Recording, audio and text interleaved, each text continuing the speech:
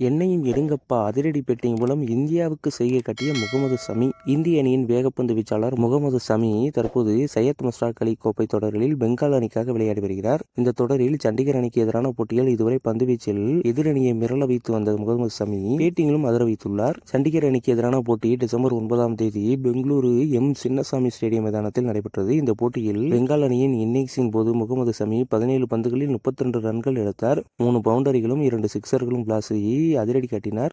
சமி தனது அதிரடி ஆட்டத்தால் ரசிகர்கள் கவனத்தை ஈர்த்தது மட்டுமின்றி என்னையும் பார்டர் கவாஸ்கர் டிராபி தொடரில் எடுங்கள் என்பது போல அவருடைய அதிரடி ஆட்டம் இருந்தது. இந்திய கிரிக்கெட் அணி தற்போது ஆஸ்திரேலியாவுக்கு எதிரான பார்டர் கவாஸ்கர் டிராபி தொடரில் விளையாடி வருகிறது. இந்த மாதிரி முக்கியமான போட்டியில் அணிக்கு முக்கிய பந்து வீச்சாளராக திகழும் முகமது சமி இல்லாதது இந்திய அணிக்கு பின்னடைவாகவே பார்க்கப்படுகிறது.